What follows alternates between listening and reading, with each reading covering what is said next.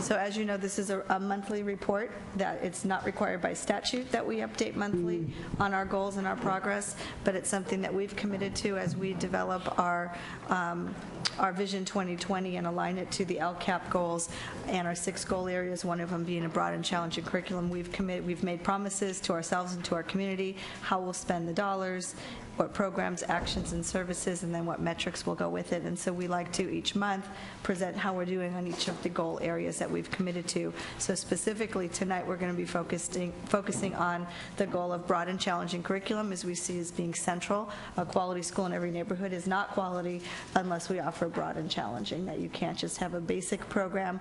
We want more than basic for our students to be able to have access to opportunities that are high leverage equity strategies. So specifically tonight, we're going to focus our presentation on the powerful partnerships that we're leveraging to make sure that our offerings are broad and challenging, and then we're going to feature 2 additional strategies that ensures that each and every student has access to the broad and challenging curriculum that this board has committed to in a policy. We want to show you what that looks like in practice. So there's 2, besides the powerful partnerships that leverage, we're also going to focus on what we're doing with our master schedules and our partnership with the equal opportunity schools, that those 2 specific strategies help us deliver on this particular goal of a broad and challenging curriculum in San Diego Unified.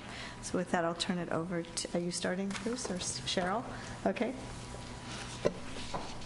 Good evening. Tonight I get to update you on some really exciting advances in our partnerships for extended learning opportunities. The first update I'd like to give you is our STEAM Project Lead the Way Camp.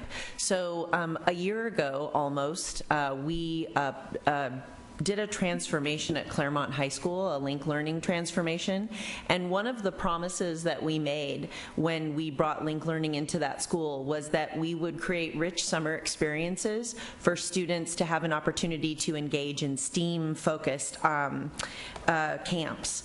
And so one of the models we looked at currently are JROTC, Marine and different military opportunities. They go for the summer. They spend 5 nights overnight there. And so we asked Project Lead the Way and the Moxie Foundation if they would support that same opportunity for our Link Learning students to spend 5 days at San Diego State engaged in Project Lead the Way Information Technology, Project Lead the Way Engineering, and Project Lead the Way Healthcare, and they said yes. So by application this summer, 50 students in San Diego Unified will participate in full-day Project Lead the Way STEAM camp at San Diego State University for our Link Learning schools. Another opportunity that isn't necessarily attached to Project Lead the Way, but that is very exciting and is going to take place on April 13th, is we have purchased for the Lincoln Fire Science Classroom an actual fire truck that we are dedicating to the program. Now I'm told it's disabled, but it is something that the Fire Science Classroom is going to be able to use, and that dedication of the fire truck is going to take place on April 13th to enhance the fire safety pathway there, which is growing and doing very well. Tonight I'm also very excited to talk about our Think a Bit inspired work-based learning labs. This has been some of the most exciting and meaningful work that the secondary office really has engaged in this year. Qualcomm's Think a Bit lab, thousands of students travel there from San Diego Unified, our middle school students, and have an experience where they incorporate engineering and art, and many students go to that lab and realize that they can be engineers or be pretty much anything that they want after they spend 1 day creating something amazing at the lab. So with the help of Ed Hidalgo at Qualcomm and our partners at the Workforce Partnership, Andy Hall and Peter Kallstrom, we have been reaching out to other organizations to see if we could replicate those labs for our students in San Diego Unified.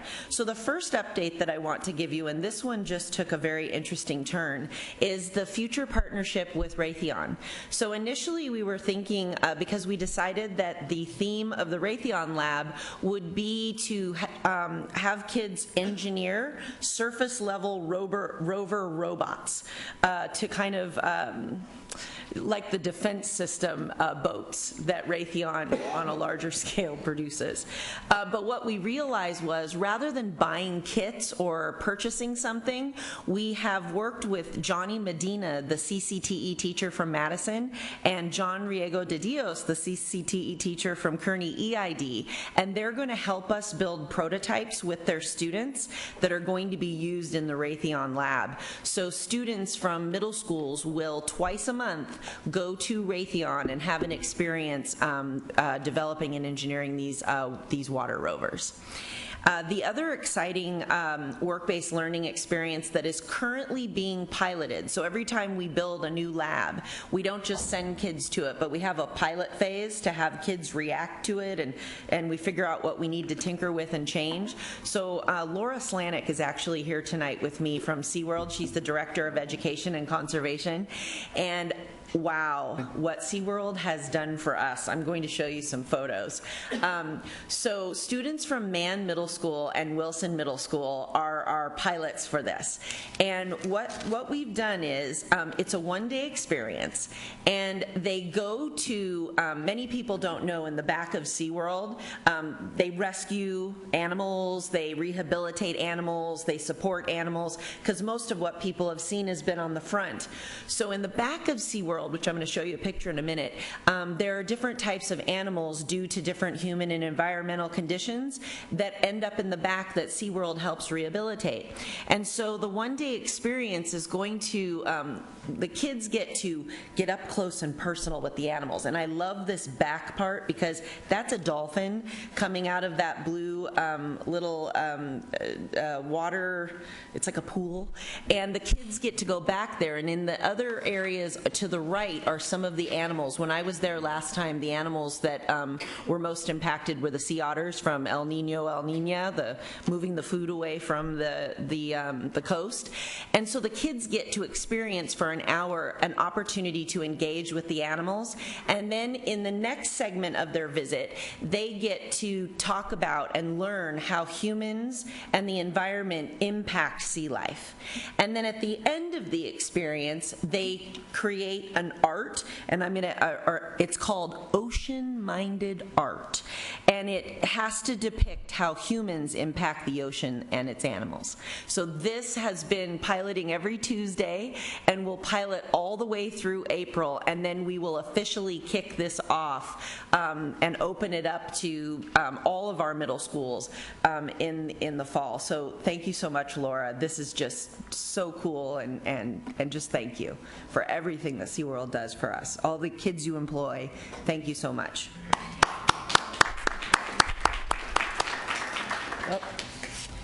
Okay, the next thing that I wanted to share, and before I get into unlocking the genius, one of the really exciting things that has happened this year is our partnership with UC San Diego Extension, and this started with them being willing to offer some of their UC San Diego courses in our schools. The pilot went so well this year with UC San Diego. We only piloted a few, like 4 classes a term. The pilot went so well that I got a call from UCSD Extension, and they are asking to meet with me to create hubs across the city where students from all of our schools can go and take these courses, but we would make sure that the hubs were on the schools where maybe kids didn't have cars, and then the kids who did, so we would be very purposeful about where we put them. But they want to extend the program, have hubs where coursework could be offered to more students across the city, and this is the best, and they have a certificate program at UCSD Extension where you earn certificates. And what they want to talk to us about is that kids in grades 11 and 12 would be able to start to earn certificates. They have over 100 certificates at UCSD Extension, and they want to be purposeful about which of those certificates we would offer. Some of the certificates that they want to talk to me about are healthcare information technology, AutoCAD, Java programming, and so students in the 11th grade could be working on these certificates and complete them by the time they left. It's just so exciting. It's just more than I could have imagined, but they're so happy and they really want to be a part of our system. So that's just an update about UC San Diego. So the final update that I wanted to give you tonight was in November, we brought all of the secondary principals and counselors in, and we gave them the strong and strength inventory, and we unlocked their genius, and they figured out what they were really wonderful at so that they would appreciate the experience so much and want to give their students that experience. And then we followed up that event in December by bringing 50 counselors to the apprenticeship programs to open their eyes about some of the options that exist in San Diego beyond 4-year and 2-year colleges. The follow-up now is the student piece. So currently, we are getting ready with our partners, Qualcomm Think of It Lab, UCSD Extension, Junior Achievement, Thrively, which is an online strengths platform, and Skills One, who has created a version of the strong inventory for us called Super Strong. And we are getting ready to pilot this opportunity with our students. So the month of April all the way through the beginning of March, students from 4 to 5 different clusters will go into a pilot phase. And during this phase, the 8th grade students will attend Qualcomm or UCSD Extension. They will take the strengths inventory via Thrively, which tells them not only their genius, but in this platform they can go click on different areas in town that have work-based learning experiences in San Diego that they can experience in order to have their genius continue on. And then we are going to help them create an agency plan. And our hope is that this agency plan is a little plan that they bring into their high school counselor and say, I'd like to be an engineer, so these are the classes that you need to put me in so that my future is set, because this is what I need to do. And then in 10th grade, we are sending the students to Junior Achievement Finance Park. Now, this was a big deal because it's expensive to go to the finance park. But it looks like Junior Achievement is willing to work with us on an extremely lowered cost so that we can send all of our 10th graders in the fall, but right now only 2 clusters currently, to go and develop. They have the finance park experience where they learn how to manage money, something all of us probably should have learned before we left high school. And they will develop a post-secondary plan that has a finance component and a future component. And so they will walk out of this experience understanding what they need to do for the steps they need to take to get to the post-secondary future that they want and the financial responsibility that it will take to get them there. So we're very excited about this. We'll find out from the kids if they're excited about it. And then the plan is to go ahead and roll this out full force in September. Ask afterwards. I just wanted to add that. Turn on your microphone. I just wanted to add that I've taken the Junior Achievement course this last semester, and it was very helpful. I've learned how to budget money and where living expenses come from. Just wanted to add that. Thank you, Sandra. Yeah. Sure. Sophia.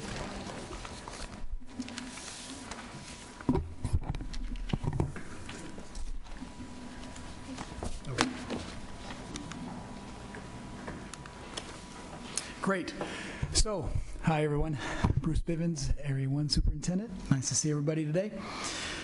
So we know the importance of building school culture and the importance of how structure in a school supports quality teaching and learning in every class, and how structure can really play a critical role. So we're going to talk about a major structural support and shift that we are doing in San Diego Unified. And we have been very strategic and deliberate in providing scaffolded support to our high school principals and teams around the master schedule work this year. Back in October, November, we introduced the 13 master schedule expectations for high schools, and we'll go more deeper into those areas, but these areas are best practices, research-based, and have proven results.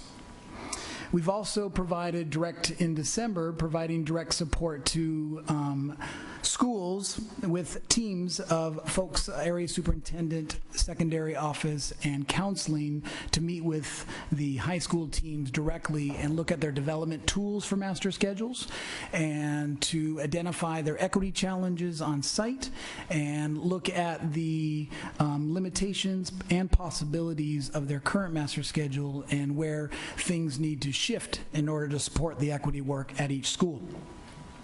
In January, we presented and provided all of our schools workshops directly to work in areas with our EOS, Equal Opportunity Schools partner, College Board, and looking at AP potential work, and the OLA office to look at our English learners and students with special needs.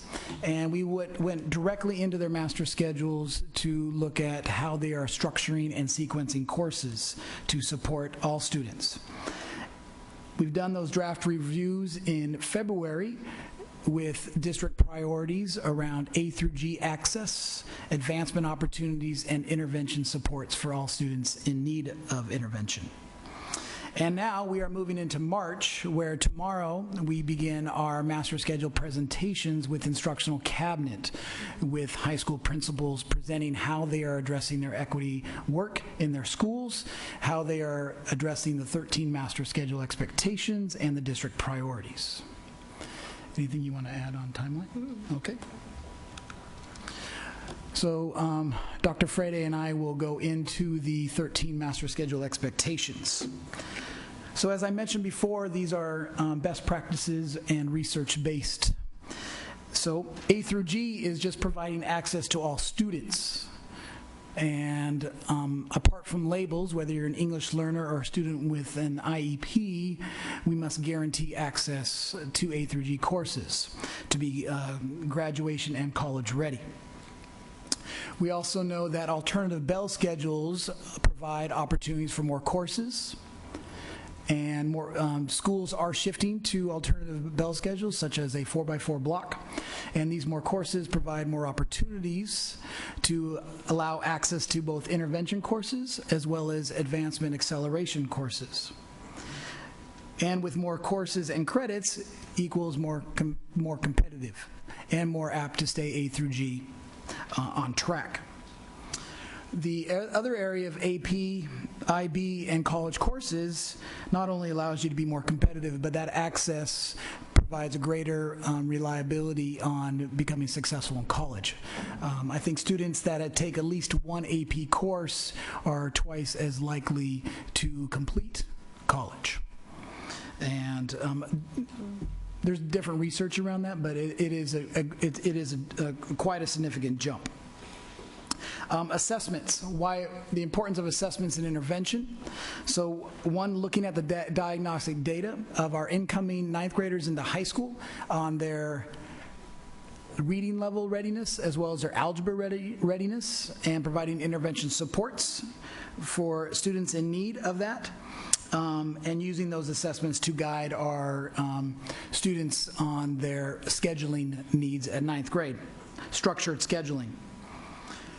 Common planning. We know that common planning in master schedules is the engine to support school culture for excellence for all. And apart from having a strong leader on every campus, the professional learning collaboration that occurs with teachers is truly the engine of quality teaching and learning in every classroom. So being strategic in a master schedule to allow for common planning time during the day is key. Also eliminating tracking and limiting stratification. So being very strategic in our course sequencing, to making sure that the demographic of classes in advanced courses are aligned to the demographic of schools in which they are serving and the communities in which they are serving. And and to make sure that labels do not determine a destination in the courses that they're offered or accessed to. We also believe that in the final one on English learners and students with individualized education plans, that they should be scheduled first in the master schedule and given high priority in the scheduling process. So, Dr. Freddie? I have the other ones I'll be presenting on. Number 8 is regarding the least number of teacher preps as possible. We believe that lesson design is the key lever in improving first-time instruction, and that limiting the number of preps for teachers facilitates better planning and better instruction. Number 9 is in terms of maximizing enrollment in elective and physical education courses. We want to make sure that student choice and variety of elective offerings does not supersede students' academic needs. And so we've been using the term structured choice. We believe students should have a choice, but it should be structured choice, and we have to always keep in mind what students need. The next one, number 10, is middle school course completion. We were looking at instances where high school students were asked to repeat courses that they had already passed in middle school. And so following along with new assembly bills, we need to ensure that if a student passes a course, like a math course or a foreign language course in middle school, that they're not asked to repeat that course in high school. Number 11 is regarding strategic sequencing of science courses. We want schools to be thoughtful about their sequencing, that they're looking at patterns and trends and data in their school, that they're taking into account math prerequisite skills, and that they're thoughtful about the order in which students are getting physics, chemistry, and biology. Our next, number 12, expectation is regarding CCTE courses. We found that a lot of our schools were treating these as individual standalone elective courses, and that's not the way they're intended. They're intended to be part of a pathway, and therefore we are closely tracking this idea that it's a multi-year sequence, and that there has to be introductory courses, foundational courses, and capstone courses. And finally, number 13 is strategic staffing. We believe that our neediest students need to have access to the most effective teachers that have strategies in their tool belt to meet their needs. And so those 13 priorities or master schedule expectations are what's been leading the work that we've been doing with high school principals around master schedule. Just one quick clarification on number 8. Yeah. Teacher prep and planning time. I'm not sure I understand what you mean, because that sounds synonymous. I'm assuming teacher prep is for planning. When we say teacher preps, it means the amount of different courses that they are required to teach. So every course is considered a prep. You weren't talking about the prep, limiting their prep periods. Yeah, it's how many different classes do you teach that you have to prepare for. Right. If you teach geometry, algebra, and intermediate algebra, then there's 3 different classes you have to prepare for every single day. And ideally, you should be teaching geometry, geometry, geometry. That way you can prepare one quality best lesson. Yeah, and the reality within our schools is that teachers will have more than one prep, but we just want to, that's why we've added it here to limit the number as much as possible in terms of teacher preps. Okay. I hope that makes sense. Yeah, that does. Okay, so the next part of our presentation is... Before you go to that, Dr. Ferrer, I just want to say that many times I talk up here about how we need to do our work in ways that are systemic and coherent, and by looking at these 13 master schedule expectations, speaking of coherence, this is an example of what that looks like in an implementation of A through G for all, and what this actually is going to take to deliver on it.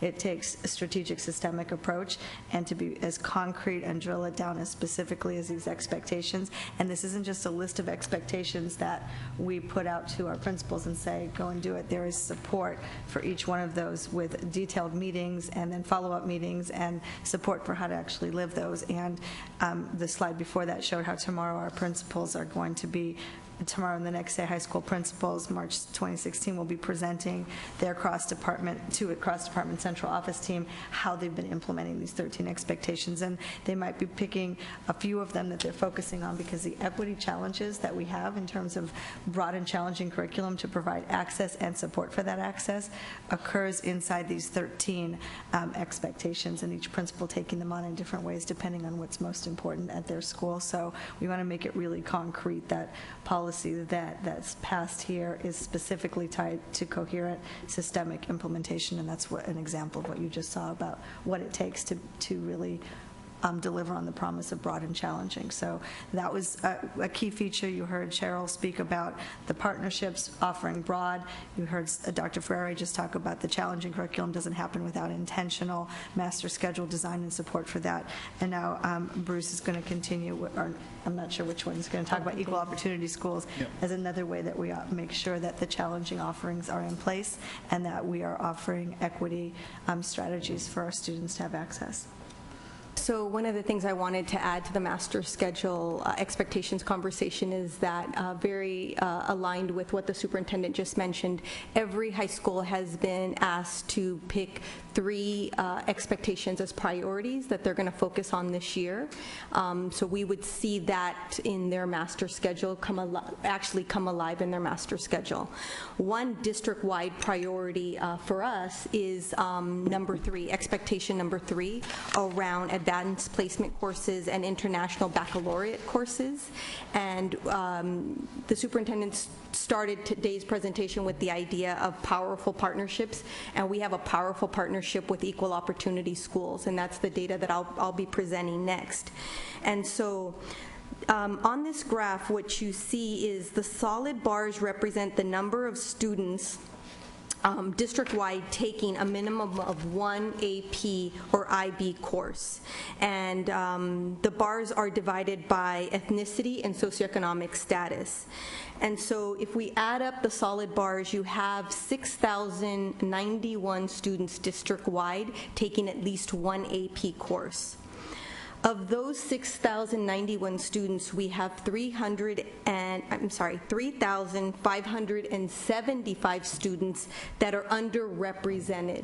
And that's something that we need to celebrate. A lot of times we say, well, there's these gaps, but we don't appreciate the fact that there is data that says that there are underrepresented students that are already taking at least 1 AP class. So I wanted to pause and celebrate that. However, the section in the dotted section in each of the bars represents the students not in AP, so underrepresented students not in AP, and so that section in each bar represents where the gap is. And we basically have 1,891 students that we need to add in AP in the underrepresented bars to be able to close that gap. In our partnership with EOS, we've identified those students. We've identified over 2,000 students that have AP potential. And one of the things... How do you identify them that they have AP potential? And how come they're not in AP classes? So I'll answer the first question first. Students took a survey. And so we basically identify their potential based on what they answered in the survey, if they have interest in going to a college, if they have interest in taking advanced placement courses. And so one of the things I wish I would have shared and would have ensured that you had a copy of was what's called a student insight card. We have one of these for every student that's identified, and I want to share a little bit about what's on these cards because we have them for all of the students that have been identified. The one I have in front of me is for a student at Lincoln High School, 10th grade student, female Latina. Her educational goal is a 4-year college. Her career interest, she wants to be a chef. She's identified 3 trusted adults on campus that she feels she can go to. I'm going to channel my colleague Fabi, who said, you know what, there are some students that we have insight cards for that have 0 trusted adults. Let's find out, let's outreach to those kids because every student needs at least 1 trusted adult. We also have her GPA. We have information about her mindset. So she says she's willing to take upper-level courses. Reported barriers, and this goes to your next question, why isn't she in AP? These are, she said, I would be more likely to take AP if I knew that I would have opportunities to redo my assignments. Or I knew that there were optional study skills trainings like time management, organizational skills, etc. There's also a place where they can add comments, and she says, no matter what, I do anything to get good grades. And then her second comment was, sometimes I need help. So we basically have specific data on all of the students that have been identified that have AP potential.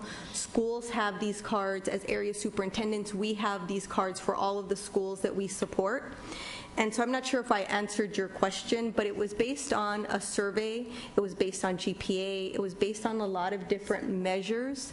And the College Board and the PSAT gives us some of this data. What EOS does for us, it actually casts a broader net to be able to identify students who normally would not take an AP course. Yeah, I'm not sure we've gotten to the why aren't they in AP classes now. So then I guess, moving on to the next logical thought process, which maybe is already a part of your presentation, is, how are we going to get these kids in an AP class? Well, the idea is that we have to demystify AP. And so there's two things happening at the same time.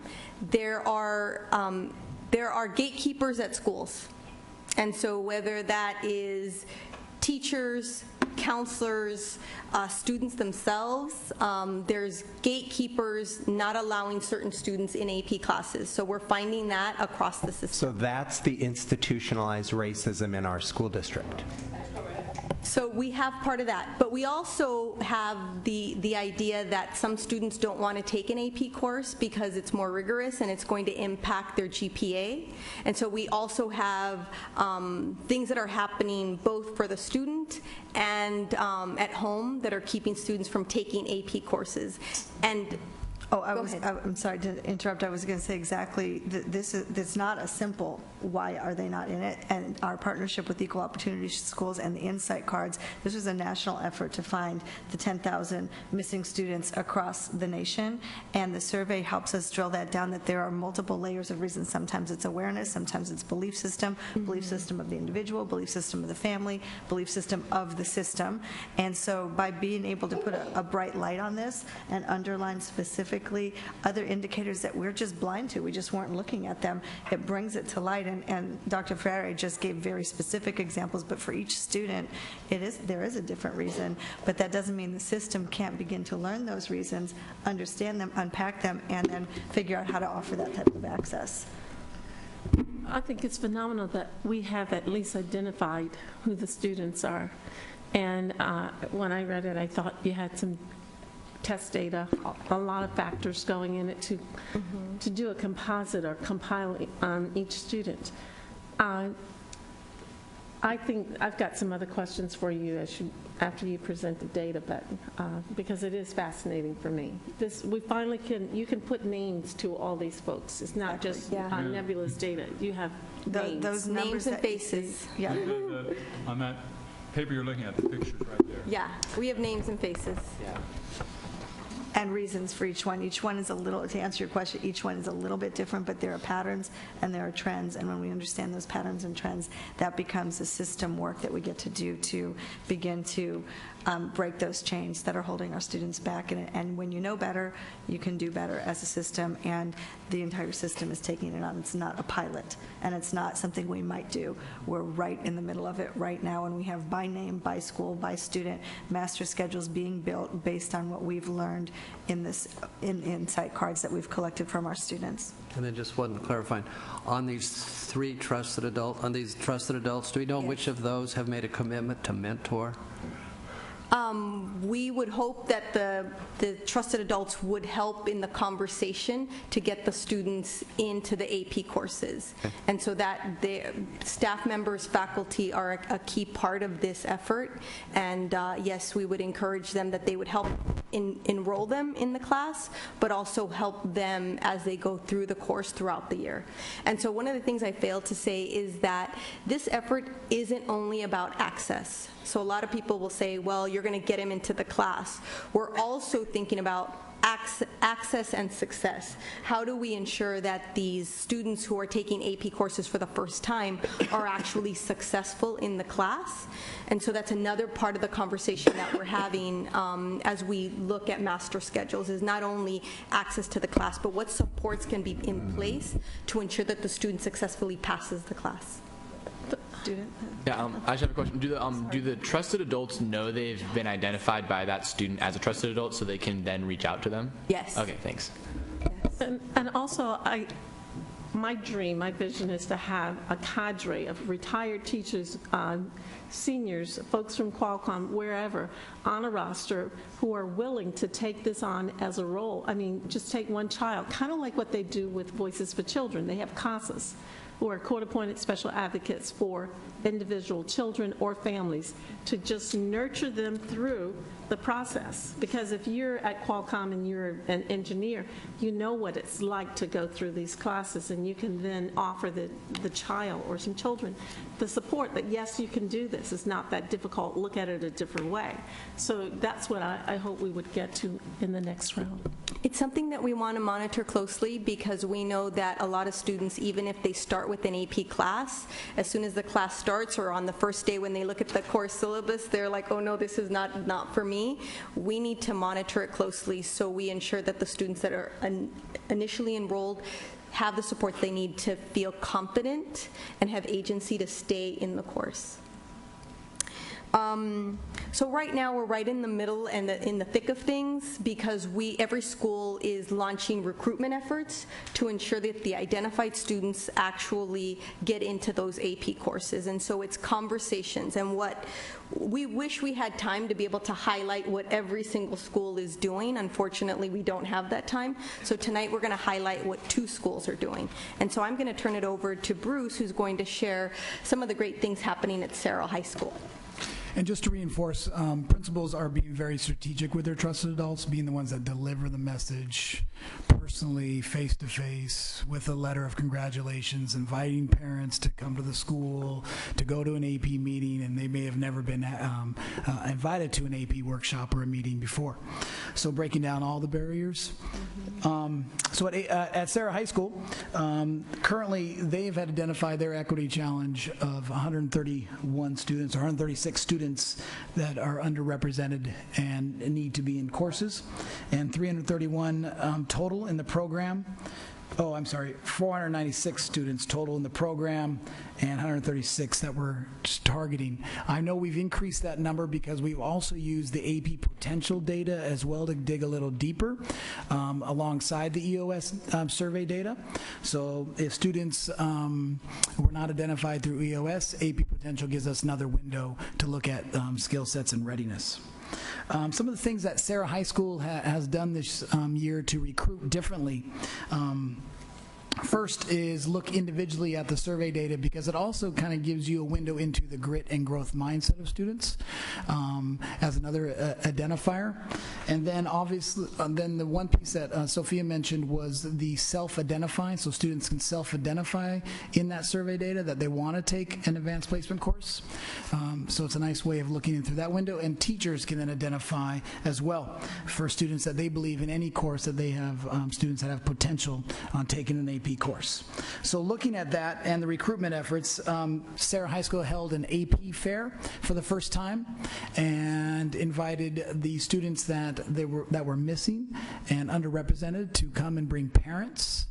They had almost 100 families attend out of the missing students, and AP students in current courses along teachers presented AP workshops on each course. And Dr. Mays also presented to all parents as well. So one way of reaching out. It's definitely a catalyst for their hashtag No More Gaps campaign that they're starting to work towards as excellence for every student in every classroom every day. And they also held student panel discussions with students currently that are underrepresented in AP courses to demystify the AP coursework. And I also just want to broaden that it's AP, it's IB, it's college courses, it's rigorous advanced access to coursework across master schedule. We use sometimes AP synonymous with all of the above, knowing that these are great determiners for our students to graduate ready for college. And we are doing some fantastic work as well at Mira Mesa. Just one question on the graphs there. Yes. You draw a red line at the top of the median high-income white and Asian. Yeah, let me explain that. As opposed to, I'm assuming there are also some high-income white and Asian students who could be encouraged to take AP courses. I know we're looking at the equity issue, but equity, we could be shooting higher. Right. For all, the other groups don't have to stop when they reach the level of the dominant group.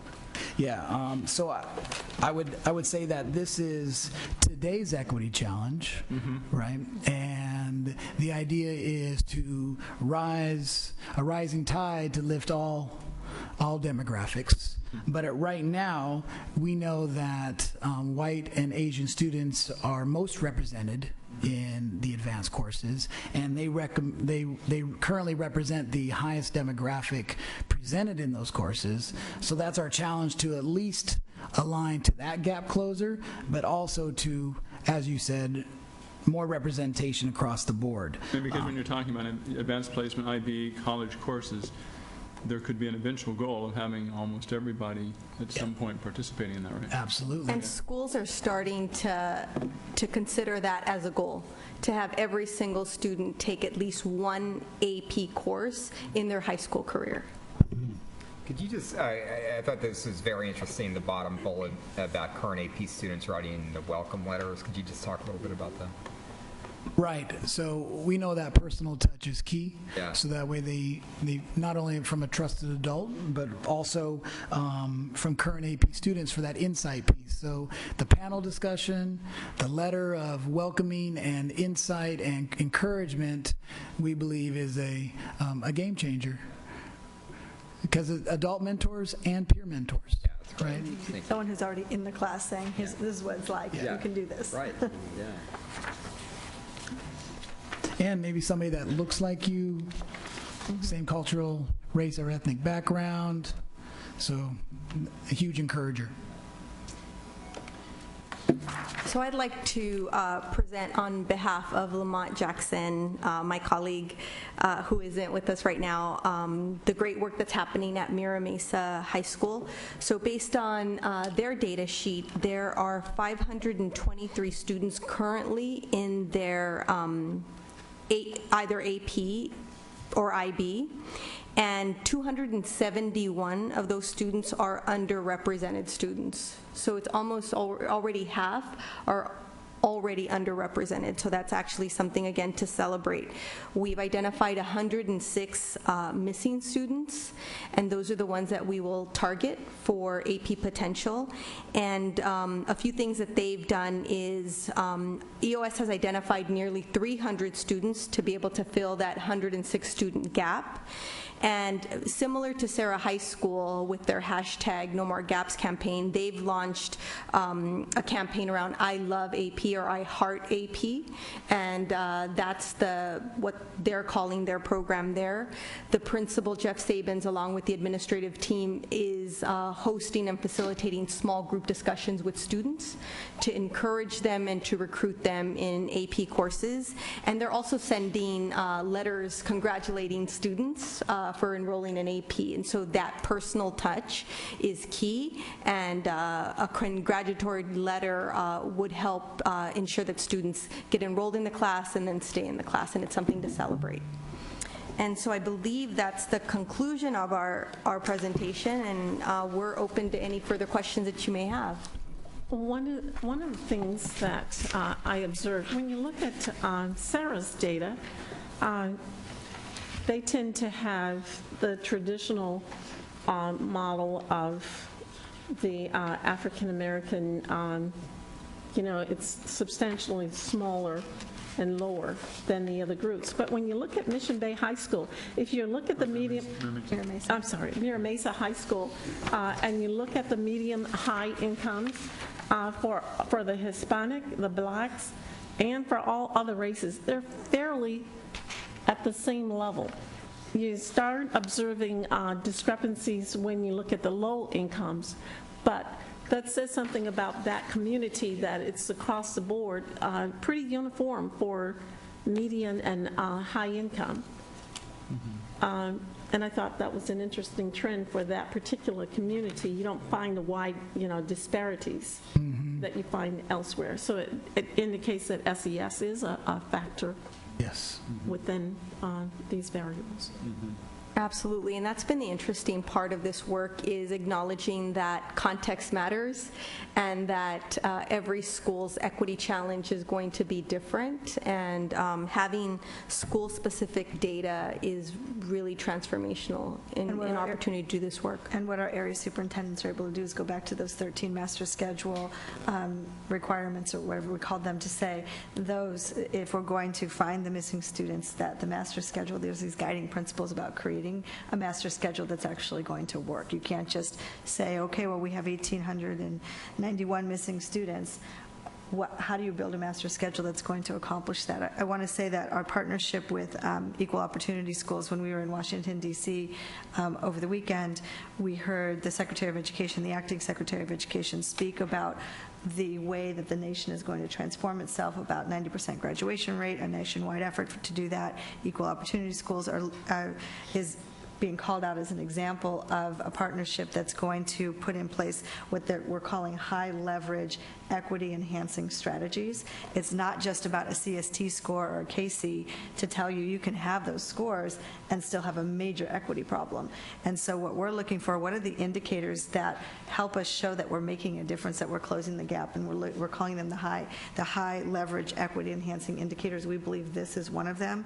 And at this point, Equal Opportunity Schools is making a prediction that San Diego Unified will become the largest district in the United States to equitably include low-income students and students of color in AP IB. If we stay on track with those 13 priorities that we just told you, and looking at identified student by student, school by school, with specific support now, we're tracking now April and May, going back and making sure they're enrolled. If that happens, these partnerships are happening across the country, but we would be the largest urban district to show those results of equitable enrollment, and that's a key high leverage equity strategy that we know is important for our students. Excellent. Any other comments, questions? Yes, Trustee Burrow.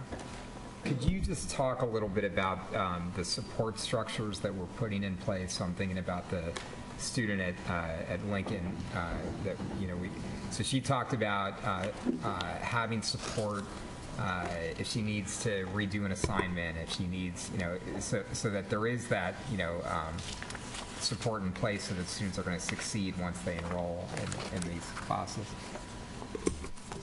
Yeah, sure. Go ahead and I'll add. Okay.